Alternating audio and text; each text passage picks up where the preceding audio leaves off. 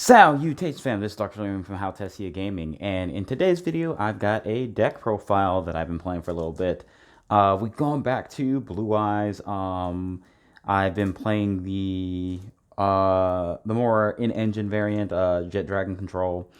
Yeah, I mean, I haven't lost a match with it yet, which is pretty cool. So, yeah, I figure I'll go ahead and breeze through this deck profile and showcase this. But yeah, let's go ahead and hop right into it. It's a very enjoyable deck. Jet Dragon's a really strong card. Yeah, let's slide this like right here. So to start things off, we got 2 copies of the vanilla. I play a second one because I do want to have a second one. Like if something happens to the first one, like let's say it gets banished, I want to be able to have another one in engine. I always want to at least have one rotation.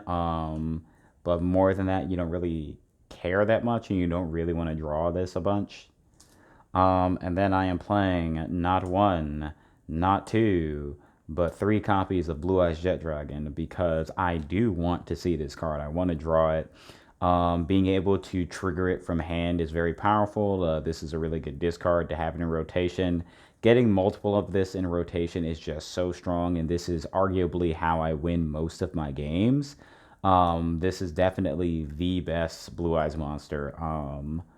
Yep. Moving on. We have only 2 copies of Stone of Ancients. I was originally playing 3, but I opted to replace one of the Stone of Ancients with another spell starter just to reduce the amount of times that I'd be like seeing too many normal summons, I guess.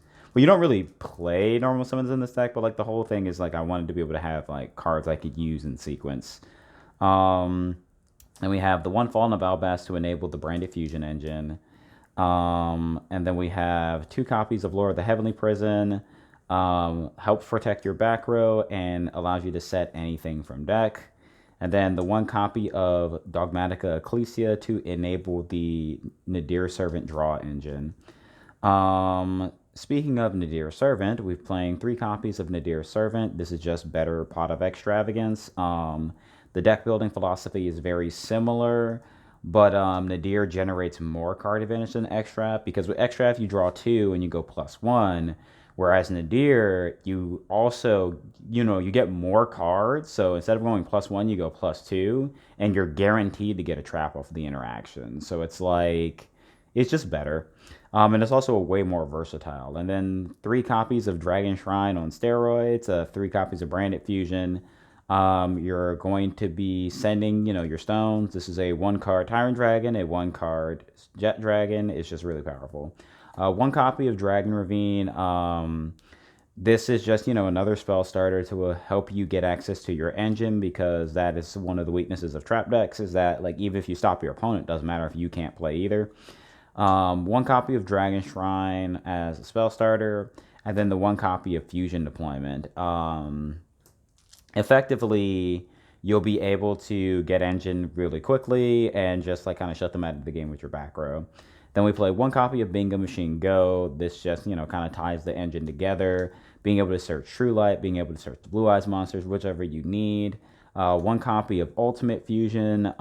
This is another disruption that helps you get into Tyrant Dragon. You can start resetting your traps.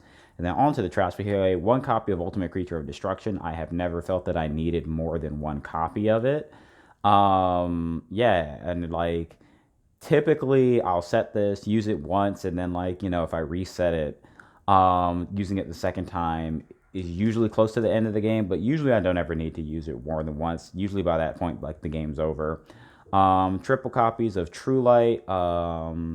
This is part of the reason why the deck snowballs really well. This gets your Blue Eyes engine in rotation, and it's just super difficult to break from there. 3 copies of, well, I mean, you knew this card was going to be in here. 3 copies of Skill Drain. Definitely one of the big reasons why this deck is so strong. It plays under this like it's not there.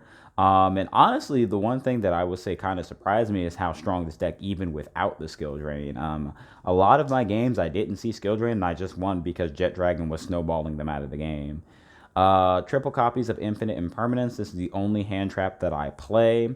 I'm playing Imperm as my only hand trap because I didn't want to play into Tactics, play into Triple Tactics Thrust. And Imperm is just really good for like dealing with that kind of stuff. And yeah, you know, it does have that interaction of being able to negate back row, and that actually has come up a couple of times.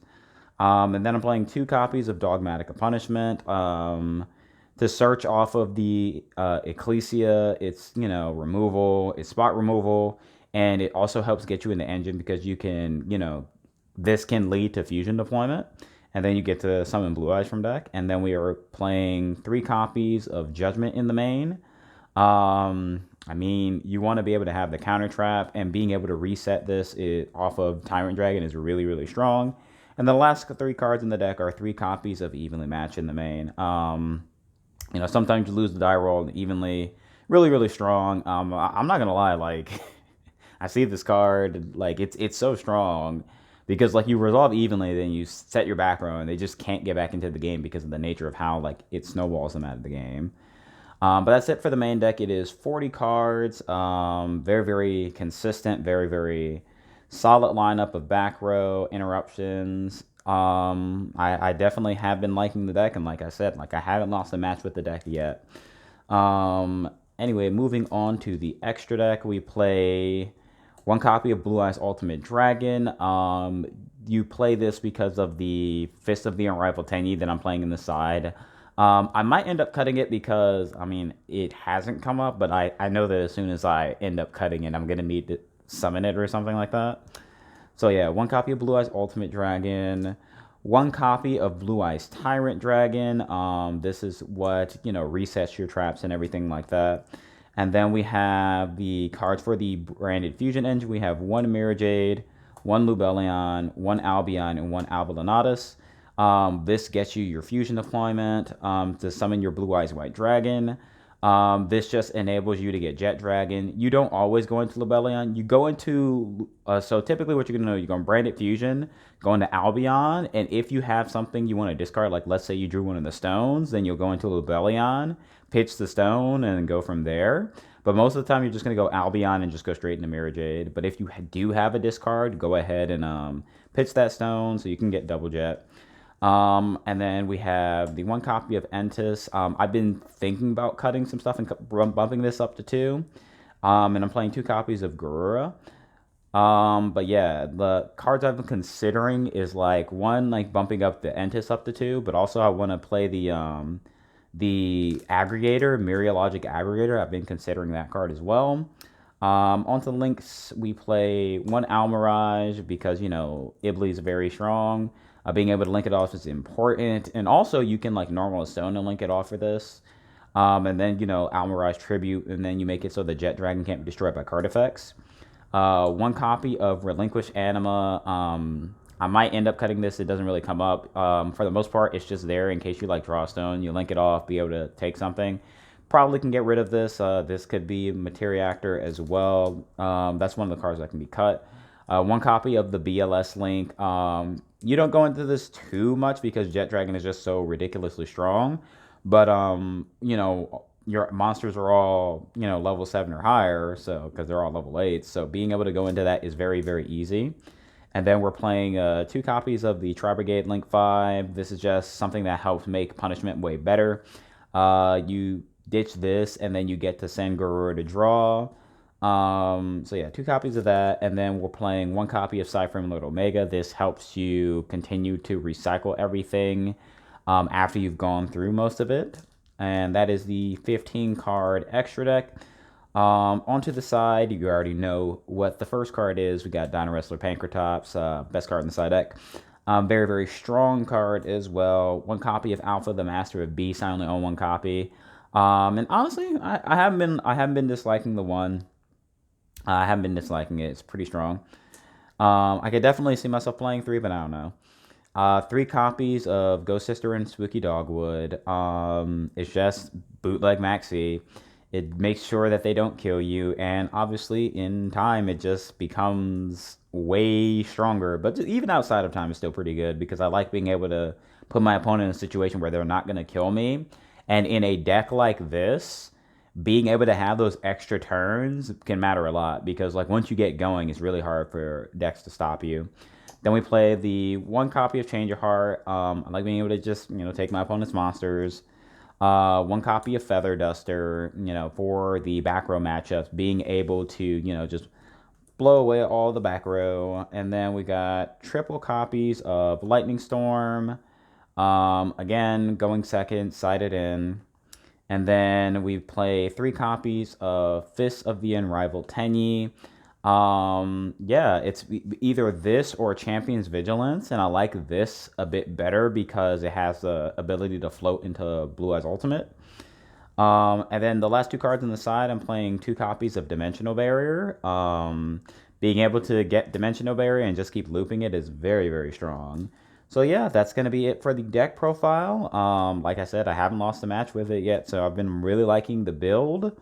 Yeah, that's pretty much it. I'm going to try and get some live duels with the deck, but for the most part, I have been enjoying it. This has been Darkslayer Arim from Haltessiagaming. I've got my Patreon link in the description if you would like to support the channel. Got my donation link there as well. The contact info for my Twitter. I got the guides playlist. I've got the live duel playlist. I got just a bunch of different playlists for all the Yu-Gi-Oh related content. Thank you very much for watching, and have a wonderful day. Please go drink some water. This button doesn't like me.